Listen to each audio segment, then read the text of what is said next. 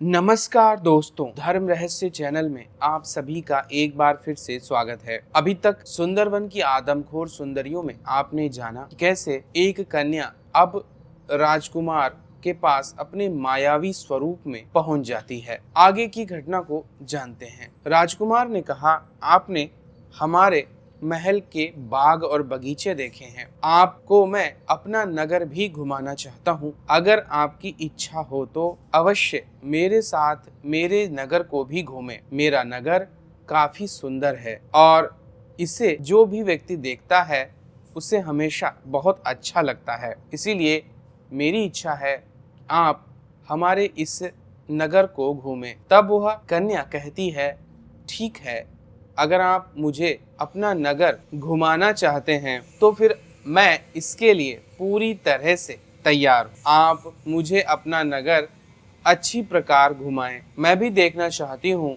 कि आपका यह नगर कैसा है। तब राजकुमार उस राजकुमारी को नगर में घुमाने लगता है। नगर वास्तव में काफी सुंदर था। नगर घूमते घूमते वह नगर से थोड़ी दूर एक बहुत ही खूबसूरत जगह पर पहुंच जाते हैं, जहां पर एक बहुत ही सुंदर नदी होती है। उसके किनारे खड़े होकर राजकुमार कहता है, आपके साथ मैं काफी देर से हूं। मुझे ऐसा लगता है कि मेरा जीवन जिस कन्या को समर्पित होना चाहिए वह आप ही हैं। आप इतनी देर में मेरे हृदय में बस चुकी हैं। मैं आपसे प्रेम निवेदन करता हूँ। मैं आपसे प्रेम करता हूँ। आप मुझसे विवाह कीजिए, अगर आप मुझे इस लायक समझती हैं तो। तब राजकुमारी कहती है कि अवश्य ही आपके अंदर मेरे प्रति प्रेम भावना जाग गई है, लेकिन किसी से इतनी जल्दी कोई कैसे प्रेम कर सकता है। आप मेरे साथ नगर घूमने निकले हैं तो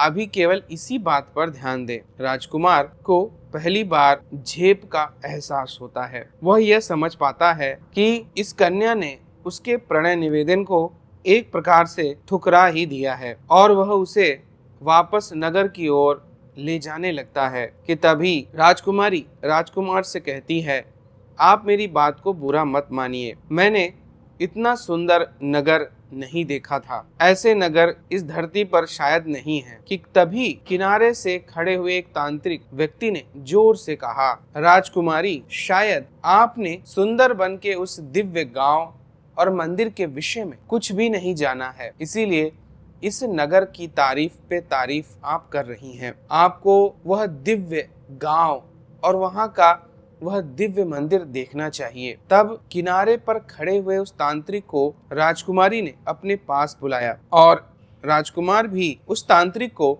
बड़े गौर से देखने लगा। राजकुमार ने कहा, आप कौन हैं? तब उस तांत्रिक साधु ने कहा, मेरा कार्य तो इधर से उधर घूमते रहना है। मैं लगभग सारी पृथ्वी पर भ्रमण करता ही रहता हूँ, कहीं भी नहीं रुकता। आपके इस नगर में आया था कि मुझे ऐसा एहसास हुआ यहाँ पर कोई दैवीय शक्ति विराजमान है कि तभी मेरी नजर आप दोनों पर पड़ गई। यह राजकुमारी जो कि अत्यंत ही तेजस्वी नजर आती हैं, आपके राज्य की बहुत प्रशंसा कर रही थी और कह रही थी कि इस नगर जैसा कोई नगर और जगह नहीं है। इसीलिए मेरे मन में यह बात आई कि इन्हें सुंदरवन का वह दिव्य गांव और मंदिर देखना चाहिए जो कि लोगों की नजरों से छुपा हुआ है। तांत्रिक की बात सुनकर राजकुमार ने कहा, यह नगर कहाँ पर स्थित है?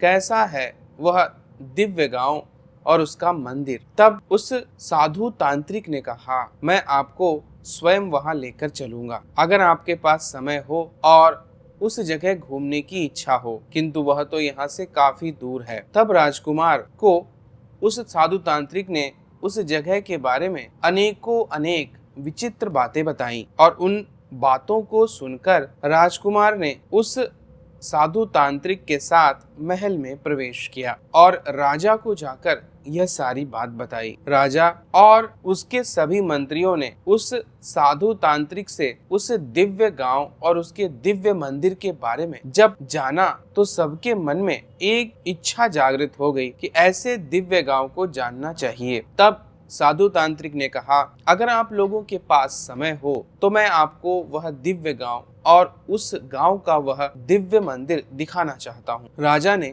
अपने मंत्रियों से परामर्श लिया और उसके मंत्रियों ने कहा, ठीक है, अगर ऐसी दिव्य शक्तियों वाला कोई गांव है तो हमें अपनी सेना के साथ और अपने सबसे ताकतवर तांत्रिकों के साथ उस गांव में जाना चाहिए और उस गांव के रहस्य को पता करना चाहिए। राजा को और राजकुमार को उस स्थान के विषय में जानने की इच्छा बहुत तीव्र हो चुकी थी।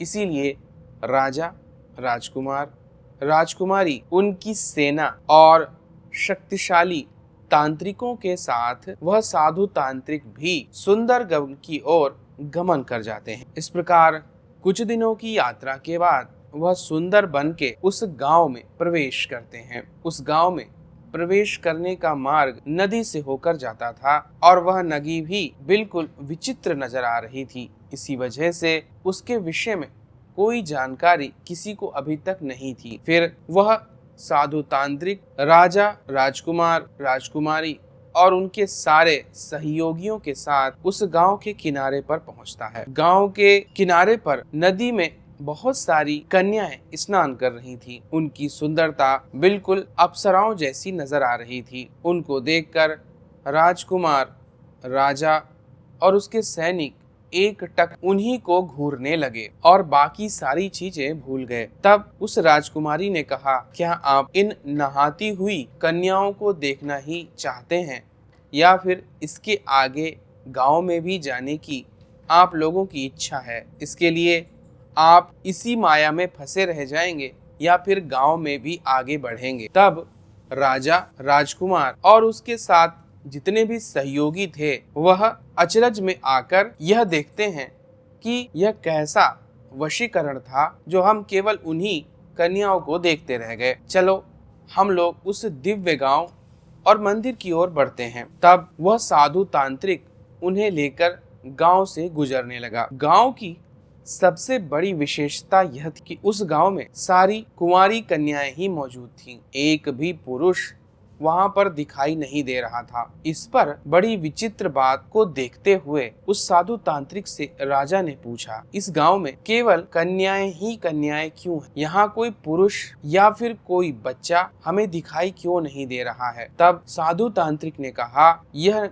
विशेष रूप से चमत्कारिक है और इसी गांव के विषय में मैंने आपको बताया था। यह गांव ऐसा है जिस गांव में आपको कोई भी पुरुष देखने को नहीं मिलेगा, ना ही कोई छोटा बच्चा या बच्ची। राजा ने कहा, यह तो बड़ी ही विचित्र बात है और इस गांव की इतनी सुंदर कन्याएं भी हैं कि इन्हें अपने कब्जे में भी लेना चाहिए। ऐसा विचार राजा के मन में आया। थोड़ी देर बाद वह लोग उस मंदिर के पास पहुंचते हैं। वह मंदिर दिखने में बहुत ही सुंदर था। उस मंदिर के चारों ओर का प्रांगण विशालकाय था। वन के बीच में बना हुआ एक अति सुंदर मंदिर था जहाँ पर एक प्रमुख देवी की प्रतिमा स्थापित थी। देवी माता दुर्गा की उस प्रतिमा की साधना और पूजा वहाँ की कन्याएं करती थीं। इस प्रकार उन सभी कन्याएं और उनकी होने वाली पूजा में वहाँ के यह सारे लोग सम्मिलित हो गए। तब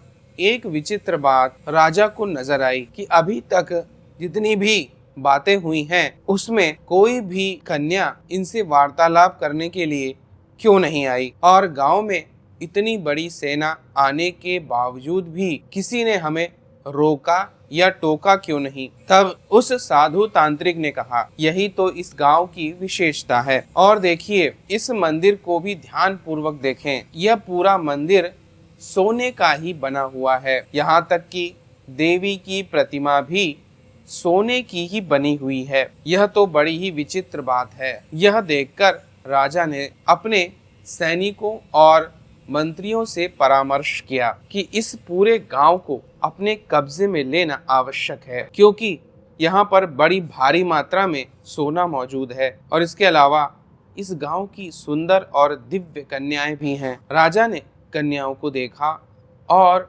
उनके प्रति आकर्षित होने लगा। उनके प्रति उसके मन की वासना जागृत हो गई। इतना ही नहीं, लगभग सभी सैनिकों के मन में भी यही इच्छा थी, क्योंकि जितनी भी कन्याएं थी सभी बहुत ही सुंदर थीं और उनकी रक्षा के लिए भी कोई पुरुष वहां पर मौजूद नहीं था। राजा ने उस गांव में अपना शिविर लगाया और वह वहां के अन्य मंत्रियों और सेनापतियों से बात करने लगा। उसने सबसे कहा कि हमें इन कन्याओं का अपहरण करना चाहिए और यहाँ आकर आनंद को प्राप्त करना चाहिए, और रही बात इस राजकुमारी की, इसे भी बंदी बना लेना चाहिए और इसका विवाह मेरे पुत्र से करवा देना चाहिए। भला एक स्त्री कर भी क्या सकती है। इसलिए रात्रि के समय जहाँ जहाँ कन्याएं हैं वहाँ वहाँ सैनिक जाकर अपनी इच्छा की पूर्ति कर सकते हैं।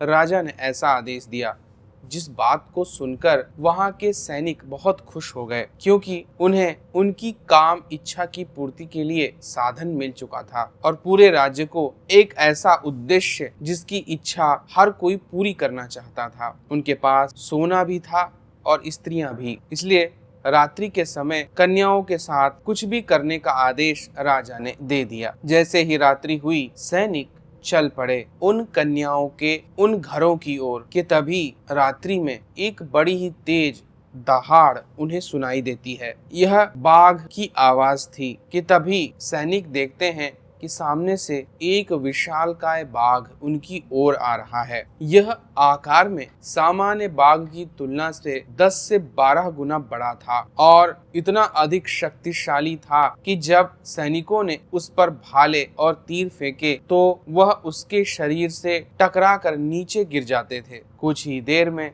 उसने बहुत सारे सैनिकों को मार डाला और सबको खाने लगा। उसने लगभग जितने सैनिक कन्याओं के पास गए थे उन सभी को मार डाला। तब राजा को यह बात पता चलती है। राजा तुरंत तांत्रिक साधु को बुलाता है और निर्णय लिया जाता है कि यहाँ से हमें तुरंत निकल जाना चाहिए। अगले दिन फिर से यहाँ आएंगे। जैसे ही वह उस गांव से निकलने की कोशिश करते हैं, उस नदी में पानी बहुत ज्यादा बढ़ जाता है, उसका बहाव बहुत तेज हो जाता है। अब किसी भी प्रकार से वहां से निकलना संभव नहीं था। राजा और उसके सैनिक कोशिश करते हैं, लेकिन उनकी नावें भी बह जाती हैं। अब तो वह उसी गांव में कैद होकर एक प्रकार से रह जाते हैं। राजा उस साधु तांत्रिक को बुलाता है और पूछता है, यहाँ से निकलने का कोई मार्ग है क्या? तब वह कहता है, यहाँ से निकलने का मार्ग सरल नहीं है। ये जो गांव का दिव्य मंदिर है, मैंने सुना है केवल इसी मंदिर से एक गोपनीय मार्ग इस गांव से हमें बाहर निकाल सकता है, अन्यथा आप सदैव के लिए इसी गांव में कैद होकर रह जाए। इसके बाद क्या हुआ जानेंगे हम लोग कथा के अगले भाग में। तो अगर यह वीडियो और जानकारी आप लोगों को पसंद आई है तो लाइक करें, शेयर करें, सब्सक्राइब करें चैनल को। आप सभी का दिन मंगलमय हो। जय मां पराशक्ति।